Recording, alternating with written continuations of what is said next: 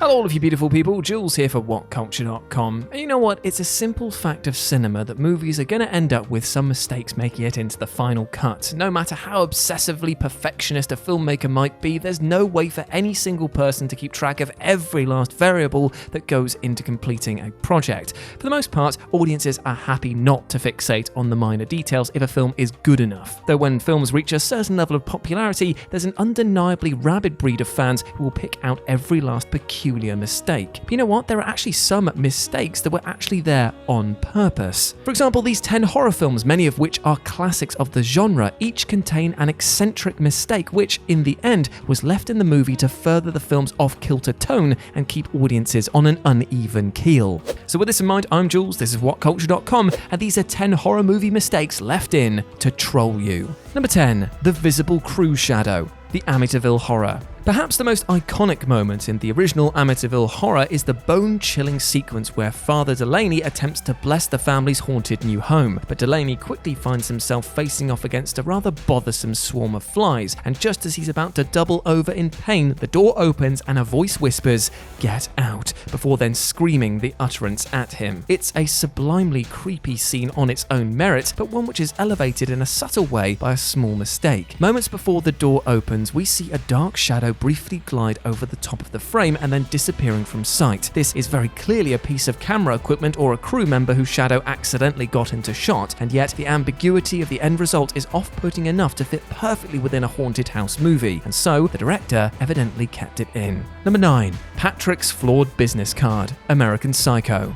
American Psycho is a film centered around the unreliability of yuppie protagonist Patrick Bateman, who may or may not moonlight as a murderous psychopath. As part of the film's thickly laid satire of 80s corporate culture, business cards are effectively used as a stand-in for male genitalia, with Patrick and his co-workers attempting to one-up each other with more stylish and even tastefully thick cards. But observant viewers might notice that Patrick's own business card actually contains a few silly mistakes. For starters, the company name Pierce & Pierce doesn't feature a space between the ampersand and the second Pierce, and beneath it, the word acquisitions is spelled incorrectly without the letter C. Now, to be fair, it's not exactly clear if this is a true mistake or not, because director Mary Harron never actually confirmed it either way, but in many respects, that's the beauty of it. The mistakes on the card, whether truly a gaffe or not, underline the film's themes of uncertainty and paranoia perfectly, and fans are still debating it today. Number 8. The randomly changing conversation. Unfriended. Given that Unfriended takes place entirely on a computer screen, much of its imagery was generated in post-production and could therefore be easily tweaked, making it far easier to believe that this bizarre mistake was discovered and simply left in to mess with viewers. About 10 minutes into the movie, Blair asks her boyfriend Mitch why he isn't answering her, and after he explains that he got a message purporting to be from her dead childhood friend Laura Barnes, Blair responds with, "That's not funny," and Mitch fires back,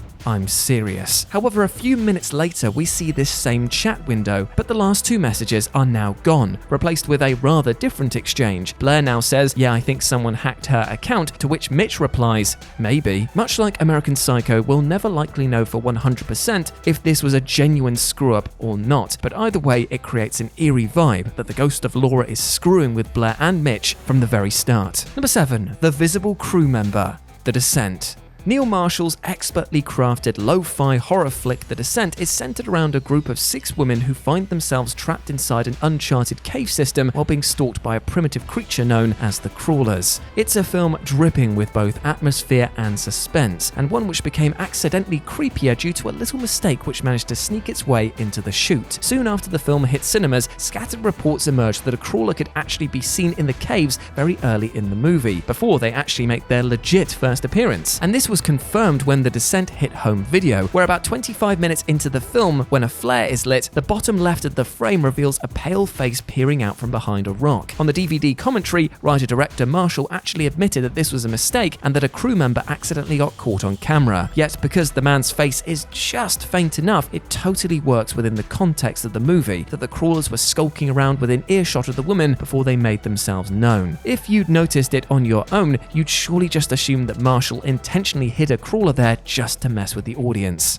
Number 6. The Imaginary Front Door. The Birds. Alfred Hitchcock remains one of the most precise and exacting filmmakers, and say it with me kids, of all time. And generally, if something appears in one of his movies, it was there on purpose. Even some of his mistakes, apparently. His superb thriller The Birds concludes with the survivors making their solemn exit from the house and driving away from Bodega Bay. As they leave the house, Mitch is seen to open the door, except he actually doesn't. Yes, we see a ray of light splash across the survivors, but anyone paying close attention will realize that Mitch never actually physically opens the door, because the door was already open in order for the camera to pass through the doorway uninterrupted. This was obviously a feat of technical problem solving by Hitchcock, deciding to simply flash some light across the actors to give the implication of a door opening. Though it's distracting once you know it's there, it's also a glorious testament to Hitch's ahead of his time creativity. After all, how many of us have actually ever noticed that Rod Taylor wasn't actually opening that door?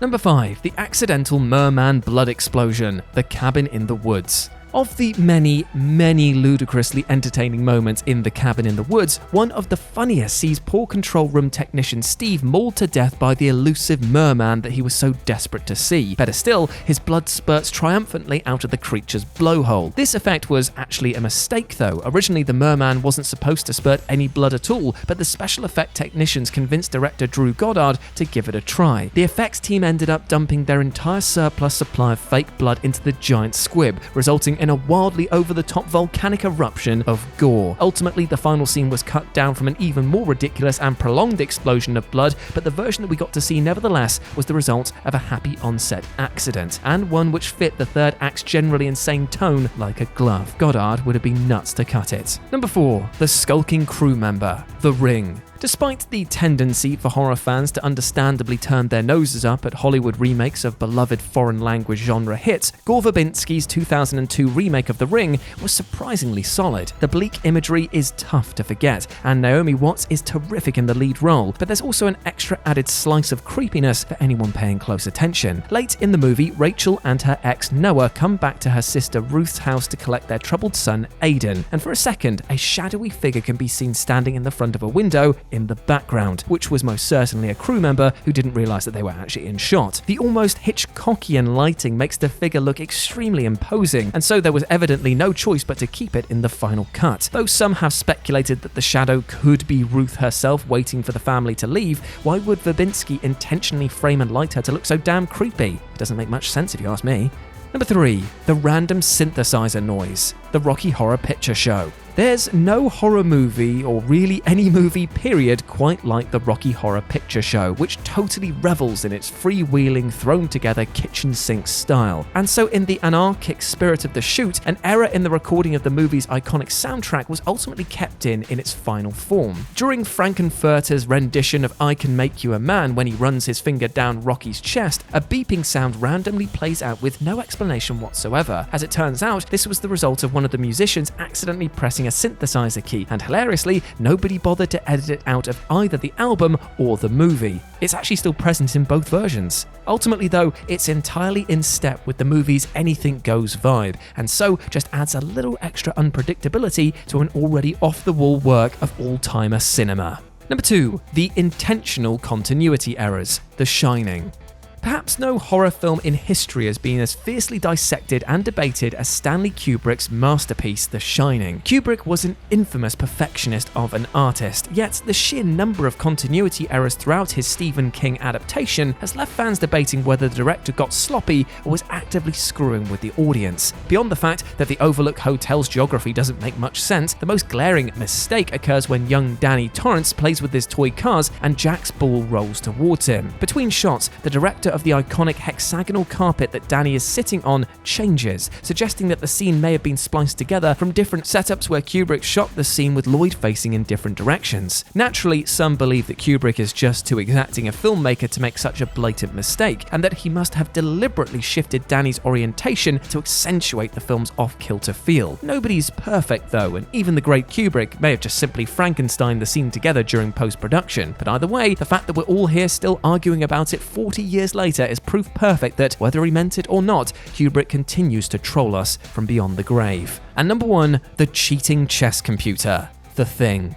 John Carpenter's The Thing is a film entirely concerned with keeping the viewer in a constant state of anxious unease, and it is a masterpiece in that regard. It offers up an amusing, accidental eccentricity early on though, and one that's far away from the gloriously gnarly special effects madness that comes a lot later. One of the film's very first scenes sees Macready playing chess against a chess computer, and when he loses, he angrily pours his drink inside the machine, dubbing it a cheating bitch. For the casual observer, this scene is supposed to suggest that Macready is a sore loser and a bit of an impulsive hotshot, but the chess game is edited in such a way that the computer did actually appear to cheat him out of a fair game. The computer calls checkmate after making a final move with a black rook, but this is impossible. The previous shot of the chessboard showed no way for the black rook to be within a single move of checkmate. Ultimately, the scene seems to have been edited together by people without much knowledge of chess, or at least little inclination to get the details right. Sorry, chess fans. And so, from the internal point of view of what we see and hear, Macready was absolutely right to call the computer out for cheating. It's possible that Carpenter and company simply didn't expect fans to obsess over such details, but either way, it certainly kept them talking for the last 4-ish decades.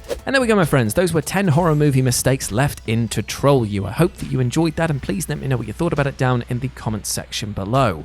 If you want to chat to me further, you can do so over on Twitter at RetroJ with a 0, or you can swing by Live and Let's Dice. It's my personal gaming channel where I stream every single Wednesday and Sunday. Before you go, my friends, I just want to say one thing. We all make mistakes in life. That is going to happen at some point or another. But you know what? Let's not try and punish ourselves for mistakes or actions that we've made in the past. Nobody's perfect, so try and forgive yourselves. And if you're in the position where somebody has wronged you, either accidental or not, if you have the capacity, please, I encourage you to try forgiveness instead of carrying on with hatred and anger, because that cycle is not something that anyone should have to go down. As always, I've been Jules. You have been awesome. Never forget that, and I'll speak to you soon. Bye.